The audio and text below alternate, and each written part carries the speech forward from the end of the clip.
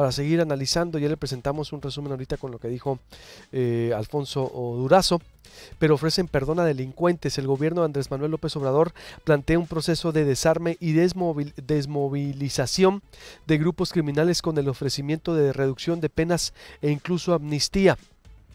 El documento aclara que habrá condicionamientos claros como la plena colaboración con la justicia, manifestación de arrepentimiento y reparación del daño.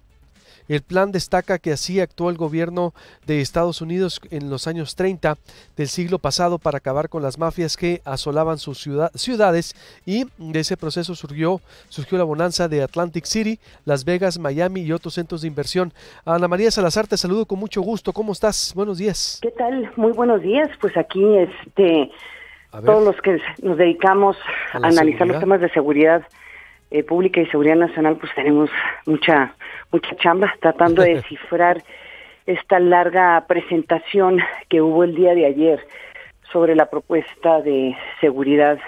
Bueno, la propuesta en sí se llama Propuesta de Paz y Seguridad 2018-2024 para el nuevo gobierno. Muy interesante y con sorpresas, ¿eh? A ver, ¿qué es la sorpresa? Yo creo que lo más sorpresivo, y te puedo decir los que estábamos ahí, porque sí tuve la oportunidad de ir a la presentación como medio de comunicación, era que cuando salen a decir, porque hubo la forma en que lo presentaron era que inicialmente hablan de que la nueva Guardia Nacional, que la propuesta en sí ya no era una sorpresa, quedaría pues como comandante en jefe, supremo comandante en jefe, pues sería pues supervisado por Andrés Manuel López Obrador, pero dicen eso como una forma de no decir directamente que la nueva Guardia Nacional, que va a ser un monstruo de institución en términos de elementos, quedaría bajo el mando de la Secretaría de la Defensa. Entonces, la seguridad pública de este país se estaría legalizando abiertamente la militarización y el uso de las Fuerzas Armadas para el combate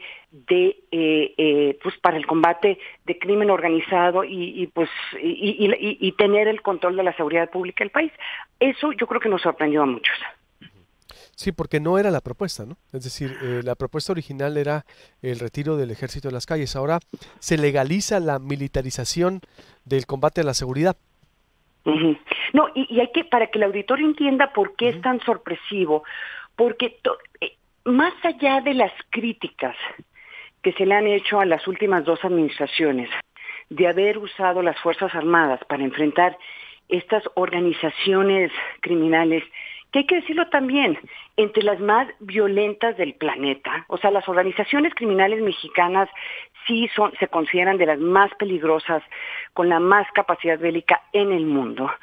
Por lo menos en los últimos 12 años sí se había hecho un intento importante de crear una policía civil que tuviera más capacidades de enfrentar organizaciones muy violentas, pero sobre todo el papel de las Fuerzas Armadas en teoría se había concebido para poder ser la última instancia en donde permitiría tener cierto control territorial de lo que estaba pasando en diferentes partes del país y ya facilitar que entrara la policía civil a ejercer ese control territorial. Eso era lo que se estaba pensando, eso era la teoría detrás de todo eso. Entonces, por eso la creación hace 6 años o hace 12 años de la Secretaría de Seguridad Pública, por eso se cuestionó mucho que la Secretaría de Seguridad Pública se anexara a la Secretaría de Gobernación, porque eso podría debilitar la creación y el fortalecimiento de una institución para policías civiles. Pero esa era la idea, que eventualmente toda democracia, lo más saludable es que sus Fuerzas Armadas estén dedicadas a las grandes y peligrosas amenazas a la seguridad nacional, y que todo lo que tiene que ver con seguridad pública lo tengan que hacer policías civiles, ¿sí? O que se resuelva por otros mecanismos que tiene la sociedad. Ahora, lo que resulta ayer, que a mí me parece fascinante, es que esa idea ya se puso a un lado.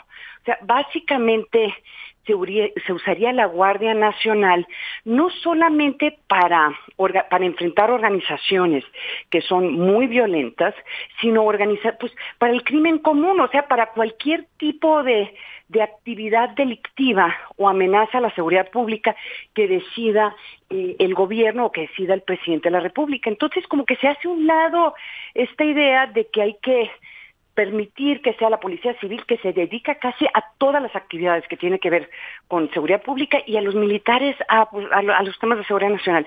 Eso desaparece literalmente el día de ayer porque la Guardia Nacional, por lo menos en papel o la forma en que se presentó, pues va a ser si quieres tú, este ejército, por usar una palabra militar, que vaya y con un respaldo jurídico y sin cuestionamiento vaya y enfrente las amenazas de seguridad pública que decida el presidente de la República.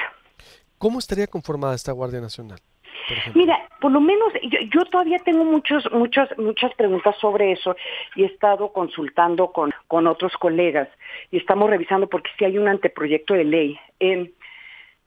Estaría conformado por elementos del Ejército, elementos de la Marina y Policía Federal.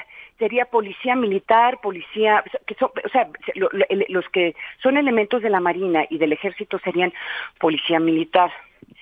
La verdad sea dicha que por lo menos cuando piensas en términos de capacidades, la policía militar de una forma u otra sí tiene una capacitación que sí es un poco diferente al resto de los elementos, o sea, tiene una concepción de policía, si quieres, pero es policía militar. Y entre los cuestionamientos que nos queda es, por ejemplo, ¿qué va a pasar? Porque también se hizo la propuesta ayer de que se incorporarían 50,000 nuevos elementos para esta Guardia Nacional, ¿sí? Pero lo que no es claro es que si se incorporarían, ¿cómo los incorporarían? ¿Serían incorporados como ejército o directamente ya la Guardia Nacional como institución?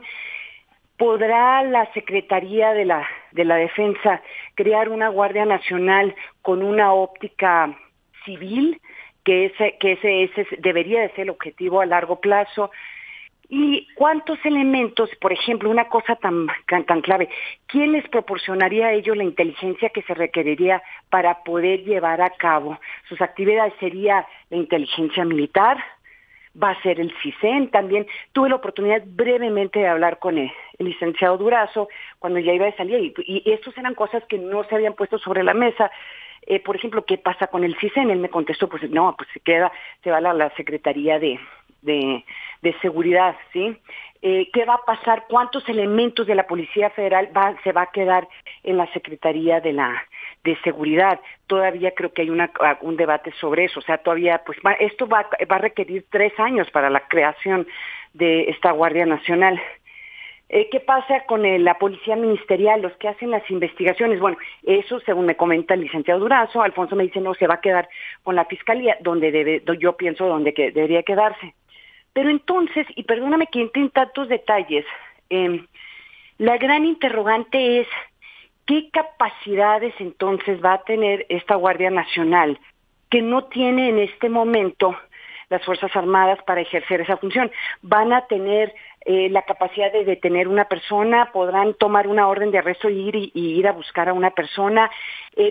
¿Cómo van a funcionar ellos en los operativos? ¿Van a funcionar más como funciona la policía militar o más como una policía civil? Entonces quedan muchos interrogantes, pero lo que sí es sorprendente es que después de 12 años de que estuvieran criticando la participación de las Fuerzas Armadas en actividades de seguridad pública, ¿sí? Ahora nos despertamos ante esta realidad de lo que va a ser los siguientes 6 años, de que va a ser, ya se está formalizando, se está legalizando el uso de las Fuerzas Armadas en actividades de seguridad pública, y eso va a requerir, y sí le dieron mucho énfasis ayer en las declaraciones de Andrés Manuel López Obrador y del mismo Alfonso Durazo, que se va a requerir como que reconceptualizar, hacer un gran esfuerzo de capacitación y cambio de cultura para para los elementos que van a formar esta guardia nacional, para que sean más un ente civil o se comporten como un ente civil y menos militar, a pesar de que jerárquicamente van a pertenecer al ejército o a la Secretaría de la Defensa. Decías también que misma Guardia Nacional sería el ejército que enfrente con todo el respaldo jurídico las amenazas del presidente de la República. ¿Sí? Mira, no sabemos, esa parte también no es muy claro, ¿sí? Si esto es una forma como de compensar la decisión de la desaparición del Estado Mayor Presidencial, que también hay que decirlo, esto no en verdad no se presentó así el día de ayer, pero claramente la desaparición del Estado Mayor Presidencial, yo creo que además de haber sido un error, el presidente, su familia, la gente allegada a él, necesitan protección especial. Eso hay que decirlo. Muchos de los ciertos secretarios, ciertos funcionarios en el ámbito de seguridad necesitan seguridad especial. Gente que viene al país, funcionarios, líderes mundiales que vienen al país, necesitan seguridad personal y que sea seguridad especial y que sea un grupo, que sea un elementos que estén dedicados a este tipo de actividades que requiere, pues no solamente tener la capacidad de anticipar posibles amenazas en contra del presidente y su familia y la gente allegada a la presidencia, sino también poder tener inteligencia propia, recursos propios. O sea, es toda una estructura, la de protección y cuidado de funcionarios de ese nivel, que es una estructura muy diferente y es capacitación muy diferente. Para que me entiendas, en Estados Unidos sí tienes pues el Secret Service, ¿no? El que cuida al presidente, ¿sí? Se considera un ente civil, pero más allá de eso es un ente que tiene capacidades muy, muy especializadas para cuidar al presidente de los Estados Unidos, a su familia. Entonces todavía no es muy claro. Yo tengo que asumir que parte de las actividades que podría tener la Guardia Nacional es tratar de asumir alguna de las actividades de la protección del presidente, pero eso no se dijo.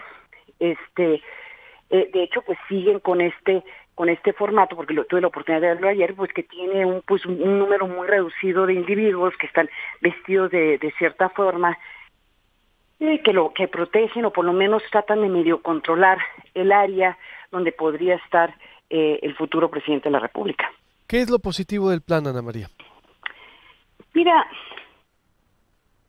yo creo que lo positivo del plan es que sí hay a pesar de la retórica que hubo durante todo este tiempo, sí creo que hay un reconocimiento de la